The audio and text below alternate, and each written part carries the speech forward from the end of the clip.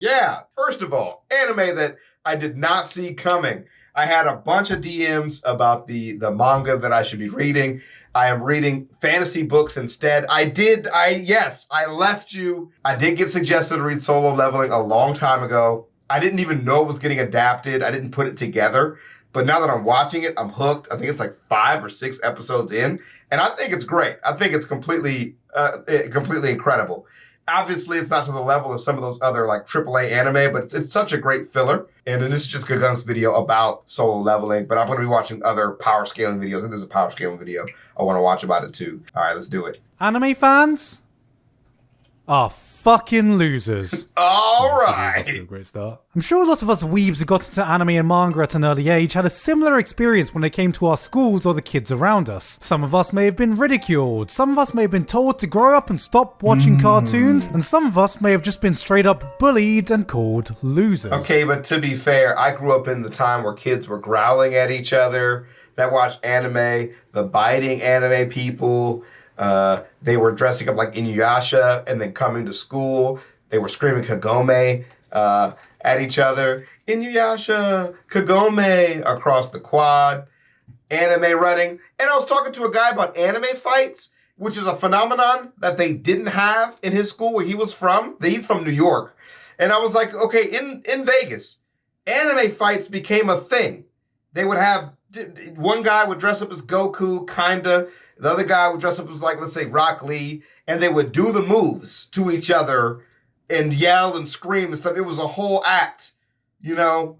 So if they didn't do anime fights at your school, you didn't struggle like I did, all right? That's all I'm trying to say. Of the social hierarchy, and if I'm being real, I think this is a big reason why power fantasy stories have seen the monumental success that they have. Bullied? Wait, you're telling me this guy can beat up all the arrogant jocks and get all the chicks and his secret OP talent is being a gamer? No. It's a shallow reason, but me. it's true. We might not want to admit it, but the viewership and sales numbers don't lie because we can't seem to stop fucking reading it. Basically, what I'm trying to say... This one.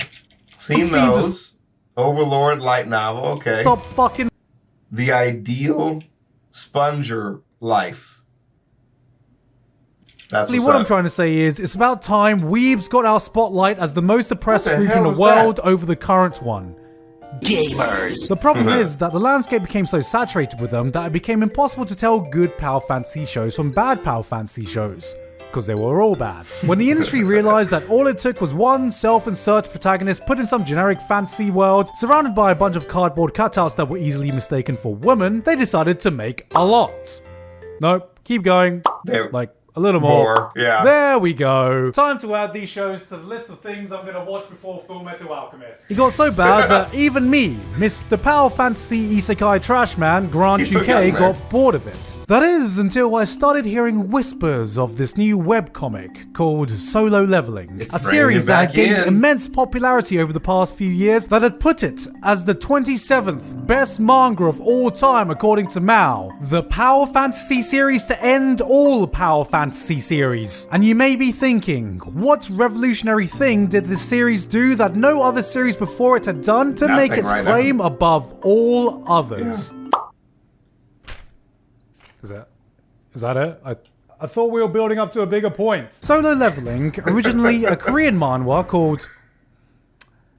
You know what? I'm not even going to try. Look, I already butchered the Chinese words in the link click video, and now you expect me to speak fluent Squid Game? Don't you ever call me that! Strange gates to fantasy realms gradually appear throughout our world, containing an array of powerful monsters and beings. Around the same time as this, select members of humanity gained various powers and used them to combat this ongoing threat. These people became known as hunters, and grouped themselves in different guilds to team up to assault these gates, killing the monsters and farming the resources within. Like, you know, an MMO. The hero of our story, one Song Jin-woo, is ranked one of the weakest hunters in all of Korea, even referred to by his peers as the literal weakest hunter in the world. Basically, just a little baby man. Little baby man.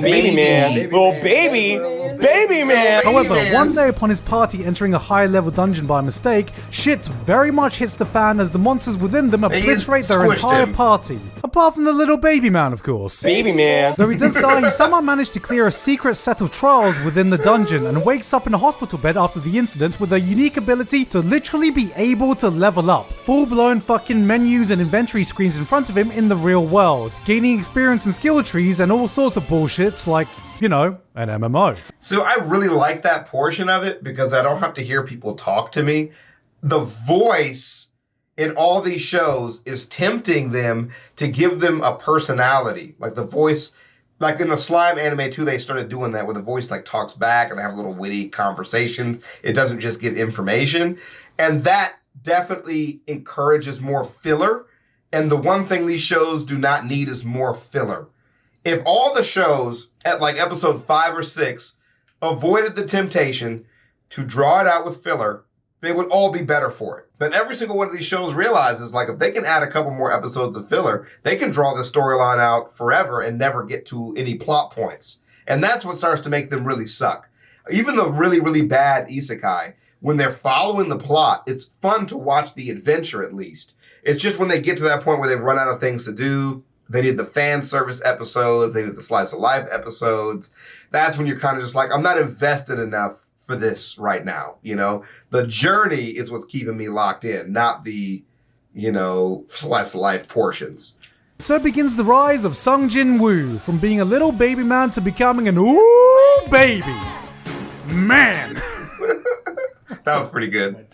This may sound very similar to your typical isekai power fantasy story, and if I'm being real, you're absolutely right. The series clearly borrows a lot of elements from the genre, even if it's not technically isekai. But what I think really makes solo leveling work is that it takes elements from your typical OP isekai power fantasy and adds an element from your typical popular shonen anime. You know, the other most popular genre in anime and manga. The problem isn't that there's a lot of things in the genre. Like the plot isn't the story, or like, yeah, the plot in the setting can be simplified to a couple different archetypes. That's not the part that doesn't make it impactful. It might be generic and it might not be trend setting, but that doesn't necessarily, that's not the part that makes it bad. It can be generic and still inspired in some extent. Hunters are power ranked from S to E. The main character is an underdog working his way up the rankings. Unlike a lot of power fantasy isekai, Sung Jin Woo doesn't instantaneously power up. When he reawakens, he is still an E-ranked hunter. He just has the ability to grind his level up, and oh boy, does he do some grinding. Sung Jin Woo, and only Sung Jin Woo, gets access to these special dungeons with high-level bosses and rare item drops. And of course, like any true gamer, you gotta do all the optional side quests so you're stupidly overpowered for the final boss. You actually get to see his progression throughout the series. The man is constantly on the verge of death in these dungeons, but he gets rewarded by the level he gains, the weapon he acquires, and the abilities he develops. Yo, the manga art is like shitting on the show right now.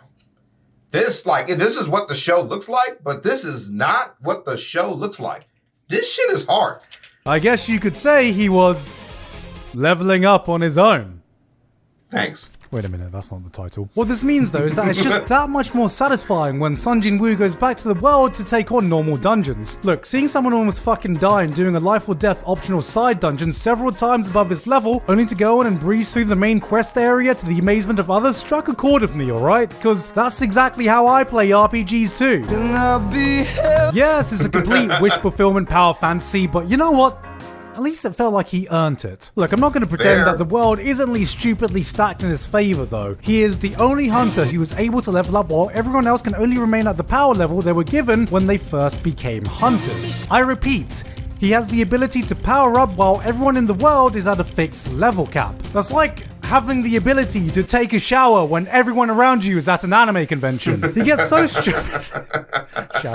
He gets so stupidly overleveled that he can outdo anyone in their specialized role. He's a mage, fighter, tank, assassin, healer combo. So he's basically just as toxic as Season 10 Ornn from League of Legends. But that's not even his main Facts. ability. Eventually he gains the ability to summon shadows from any monster he kills, essentially becoming a one-man army. Like, what the fuck? But it works because the world itself is Also, I don't know what song that is, so the only reference I have for the joke is what he's allowing to play from the song, which is not enough for me to get it. Somebody help.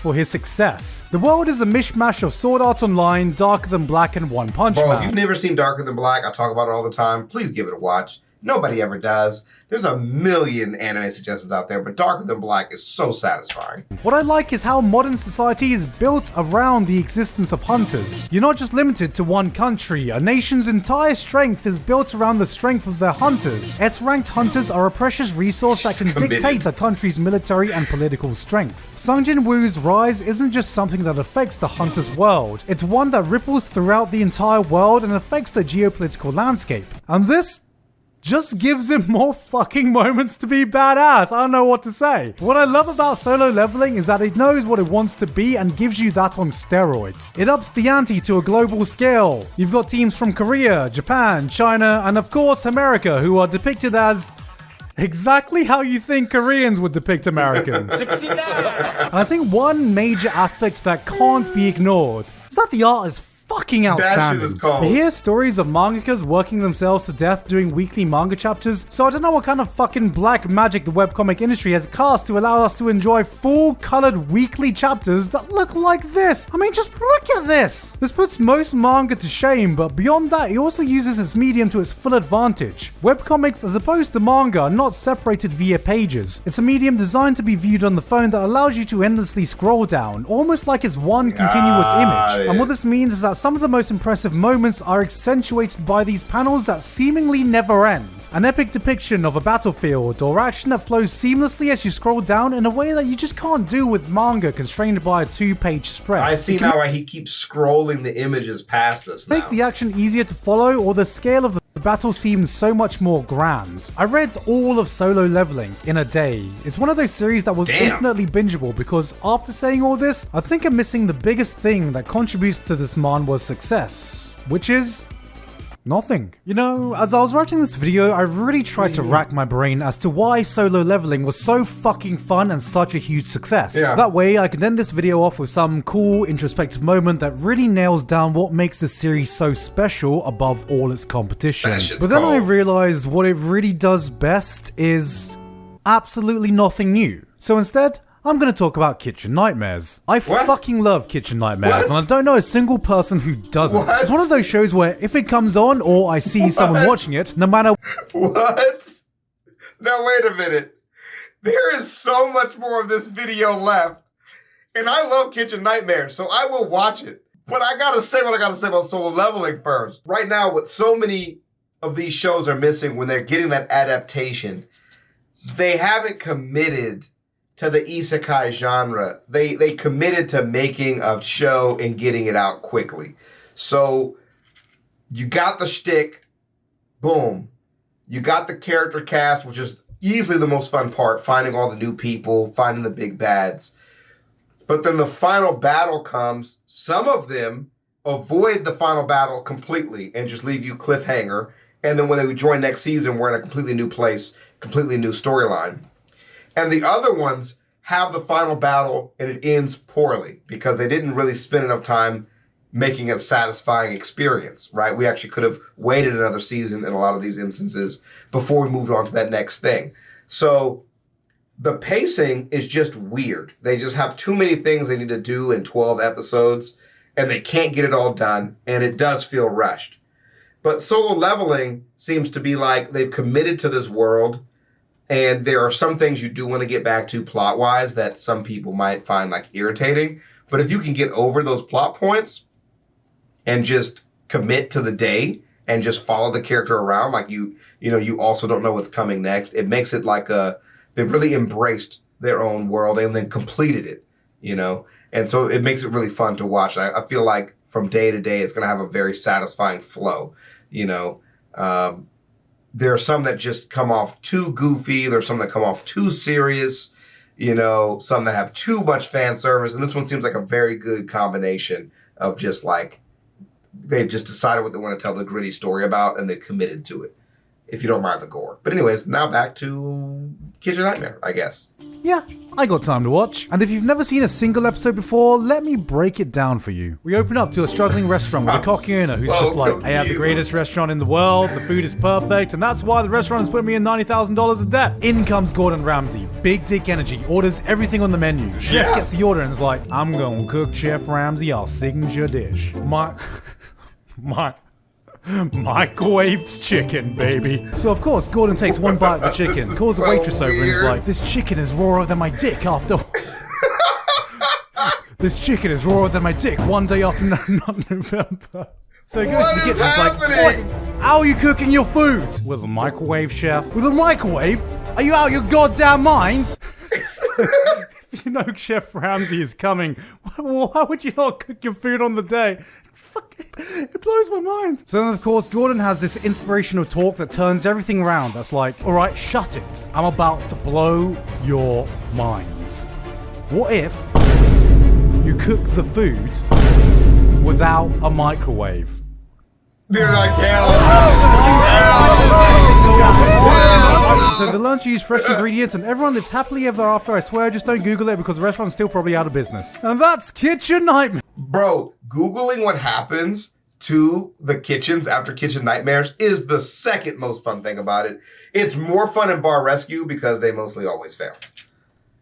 Oh, that was awful, but I had way too much fun recording that. My point is that I know exactly what I'm getting into. Basically, every episode has an identical, repeatable formula, but I don't care because it's so goddamn entertaining. And if a clip appears in my timeline that shows me that the food is not bussin', you bet your ass I'm gonna click on it to see if the food's not bussin'. This is how I feel with isekai and a lot of power fantasy shows. At this point, it's kind of just become my comfort food because when I look at Solo Leveling, there is not a lot different to what we usually complain about. I've seen a load of comments referring to Sung Jin-woo being like, haha, this is how Kirito's done right. And I'm just like, wait, what? The man is even more perfect and flawless than Kirito ever was. I mean, the guy's functionally in... God, I wish I could go from this to this. Man went from rice gum to full-on K-pop in the span of about 5 chapters. He literally looks like the 8th member of BTS. So yeah, of course Kirito's gonna lose when he's up against the literal unbeatable army Sung Jin-woo has behind him.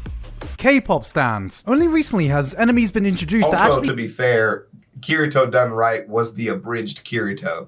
That was Kirito done right, objectively. Pose a real threat because before that, pretty much every story arc plays out the exact same way. The shit is almost everything everyone shits on a show like Sword Art Online for. But for some reason, whenever my brain was like, man, you know what, the story's getting kind of repetitive, Sung Jin-woo would show up and be like, arise, and then the shadows would be like, and then Sung Jin-woo would be like, shwing, and then his eyes would do the glowy thing, and then it would just start kicking ass, and then everyone else would be like, hey, isn't he meant to be an E-ranked hunter? And then my brain would be like, oh man, that was so cool. What was I talking about again? It really is just the rule of cool on crack. Its biggest strength is that it does nothing new, but what it does do is done in the best possible way you can hope for. If you have no interest in these epic power fantasy shows, then this isn't going to change your mind about them at all. But if there's just a small part of you that craves that OP protagonist beatdown, this is about as good as the genre can get. It just works for the medium it's in, and for anyone who's like, oh man, I can't wait for the anime adaptation, I have 2 words for you. CG shadows. Solo Leveling... Yeah. I'm gonna let that one sink in for a little longer. Yeah. Solo Leveling is not the 27th best manga of all time, it's not even close, but very few other webcomics get my adrenaline pumping quite like Solo Leveling does. This is power fantasy at its finest, which is perfect for isekai power fantasy trash like me, and even though it does fall victim to pretty much everything we complain about when it comes to those generic power fantasy stories, predictable and all, it is your definition of turn your brain off fun. Basically, what it boils down to is Sword Art Online. Yeah. The cooler Sword Art Online. Right. That's what I call a baby man. That's what I call a baby man.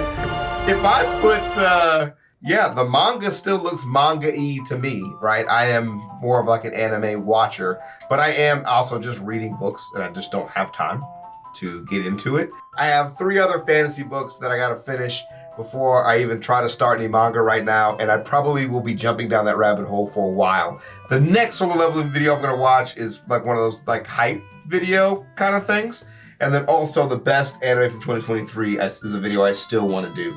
So that's up on the docket for me. We'll see you guys in the next one.